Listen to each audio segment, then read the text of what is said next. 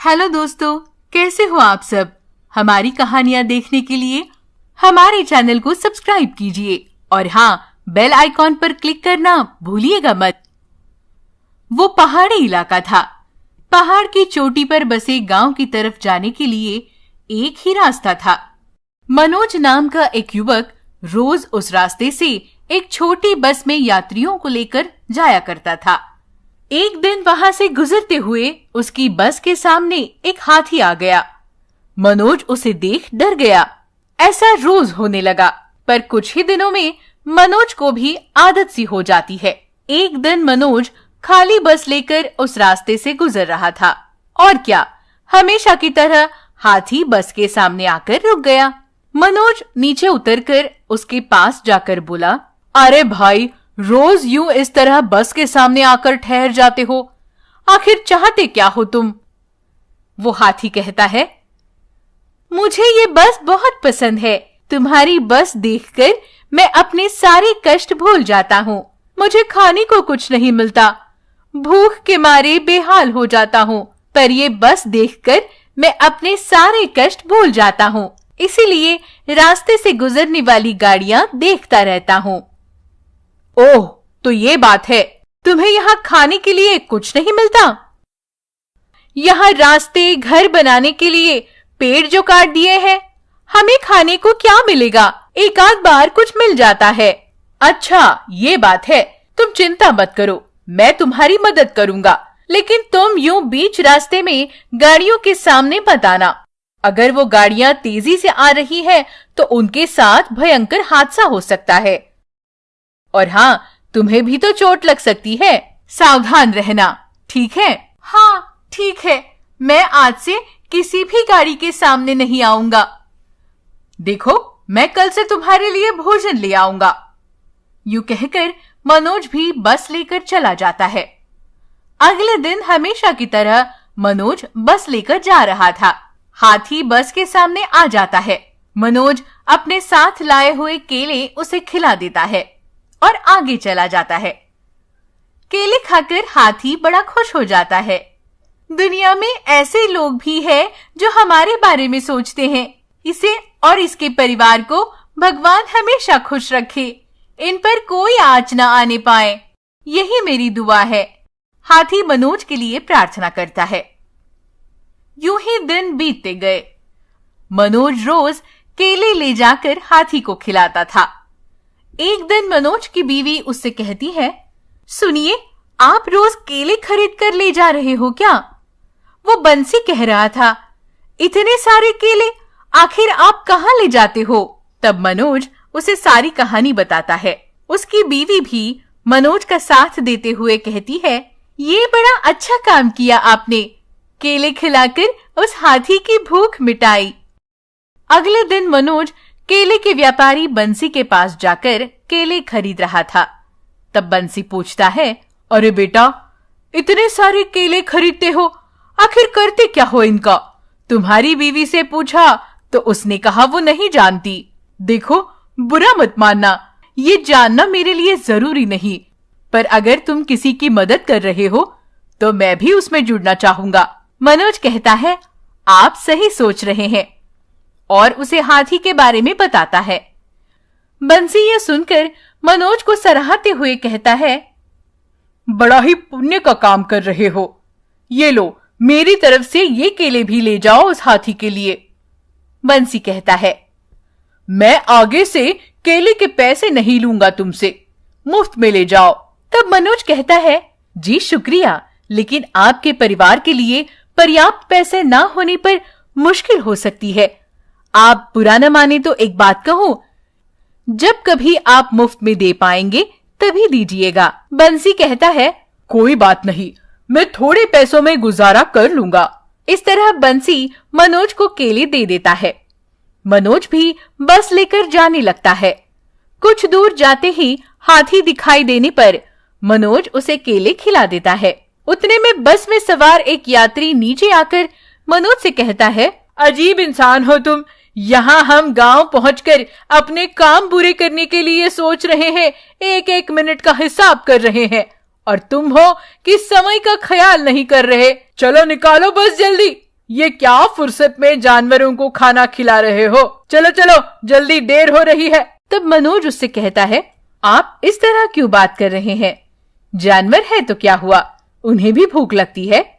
मैं जानता हूँ भूख की कीमत, इसीलिए इसे खाना खिला रहा हूँ। आपको इतनी जल्दी है तो किसी और बस में यात्रा कीजिए। ये मेरी अपनी बस है, सरकारी बस नहीं, जहां मेरी मर्जी रोकूंगा। अरे, इतने घमंड से क्यों बात कर रहे हो? इसे खाना खिला के तुम्हें क्या मिलेगा? बेवजह का खर्चा, और ऊपर से यात्रियों के साथ ऐसे पेश आ रहे हो। सुनिए, मैं किसी फायदे के लिए यह काम नहीं कर रहा हूं। भूख क्या होती है जानता हूं मैं, इसीलिए इसे खाना खिला रहा हूं। ठीक है, तुमसे बहस करना मेरे बस की बात नहीं। और वो आदमी वहां से चला जाता है। हाथी ये सब देख मनोज से कहता है, मेरे लिए तुम इतना कुछ कर रहे हो, मेरी वजह से तुम्हें कोई तकलीफ हुई हो तो मुझे माफ करो। तब मनोज उससे कहता है, देखो, यूं किसी की बातों का बुरा नहीं मानना चाहिए, ऐसे बहुत लोग होते हैं। हाँ, पर कुछ लोग दिल के बड़े अच्छे होते हैं। देखो, बंसी ने तुम्हारे लिए आज ज्यादा केले भेजे हैं। मनोज उसे बंसी के बारे में बताता है। ओह, बंसी को तो मैं नहीं जानता, लेकिन उसने मेरे लिए केले भेजे, मेरी तरफ से उन्हें धन्यवाद देना। मनोज भी ठीक है कहकर बस लेकर चला जाता है। कुछ दिन बीत जाते हैं। मनोज की तबीयत बिगड़ जाती है। वो सोचता है, हाय, हाथी भोजन के लिए इंतजार कर रहा होगा, पर मेरी तबीयत नासाज है, जाऊं भी तो कैसे? भगवान, मुझे जल्दी ठीक कर दो, वरना वो हाथी भूखा रह जाएगा। हाथी भी मनोज की राह देखते हुए, अरे क्या हुआ, आज मेरा दोस्त अब तक नहीं आया, सब ठीक तो होगा ना? हे भगवान, मेरे दोस्त की रक्षा करना, हाथी प्रार्थना करता है। अगले दिन भी मनोज की तबीयत ठीक नहीं थी। वो अस्पताल जाकर दवाई ले आता है। अपनी पत्नी से कहता है, शारदा, मेरी तबीयत जल्दी ठीक होने जैसी नहीं है, मेरा बुखार तो बढ़ ही रहा है, मुझे ठीक होने में थोड़े दिन लग जाएंगे। तुम मेरे भाई से कहना कि वो बस लेकर गांव चला जाए। इतने दिन बस नहीं चली तो नुकसान होगा और यात्रियों को भी तकलीफ होगी। शारदा भी ठीक है कहकर बस की चाबी लेकर अपने देवर के पास जाती है। मनोज के भाई शंकर से कहती है, शंकर, तुम्हारी भैया की तबीयत ठीक नहीं है, देखो, बस अगर नहीं चली तो नुकसान होगा और यात्रियों को भी परेशानी। तुम्हारे भैया ये नहीं चाहते, जब तक उनकी तबीयत ठीक नहीं हो जाती तुम बस चला लेना और पैसे तुम ही रख लेना। शंकर भी उसकी बात सुनकर, ठीक है भाभी, मैं बस चला लूंगा, खेती के काम भी लगभग हो गए हैं, आप भैया का ख्याल रखिए, मैं संभाल कर बस चलाऊंगा, आप चिंता न करें। शंकर बस लेकर चला जाता है। तब मनोज को याद आता है, अरे मैंने तो उसे बताया ही नहीं। क्या नहीं बताया? यही कि हाथी के लिए कुछ खाने के लिए ले जाए, वो राह देख रहा होगा, बेचारा भूखा होगा। हाँ, मैं भी भूल गई, शाम को बताती हूँ। वो शाम को नहीं, रात को देर से लौटेगा, तुम कल सुबह ही उसे पैसे देकर हाथी के लिए केले ले जाने को कहना। वो भी ठीक है कहती है। शंकर पहाड़ की ऊंचाई तक बस ले जाता है। हाथी दूर से बस देखकर, आह, कितने दिन बाद मेरा दोस्त बस लेकर आ रहा है, इतने दिन में परेशान था कि आखिर मेरा दोस्त कहाँ चला गया। और वो हाथी बस के सामने आ जाता है। शंकर को उसके बारे में पता नहीं था। वो हॉर्न बजाकर उसे भगाने की कोशिश करता है। हाथी टस से मस नहीं होता। गुस्से से शंकर नीचे उतरकर डंडे से हाथी को मारने लगता है। ए, हट जाओ रास्ते से, हटो, चलो जाओ। हाथी बेचारा वहां से हटकर दूर चला जाता है। अरे, ये तो मेरा दोस्त नहीं है। लेकिन बस तो मेरे दोस्त की ही है, फिर मेरा दोस्त क्यों नहीं आया? हाथी सोचने लगता है। अगले दिन सुबह शारदा शंकर को हाथी के बारे में बताने के लिए उसके घर जाती है, लेकिन शंकर उससे पहले ही बस लेकर चला गया था। उस दिन भी हाथी बस के सामने आ जाता है।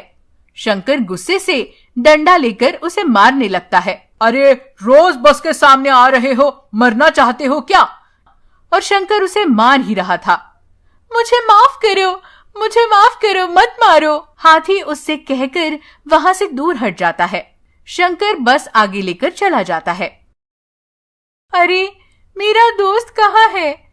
इसने मुझे कल भी मारा, आज तो ज्यादा ही मारा। कल से बस के सामने नहीं जाऊंगा। हाथी यूं मन ही मन सोच लेता है।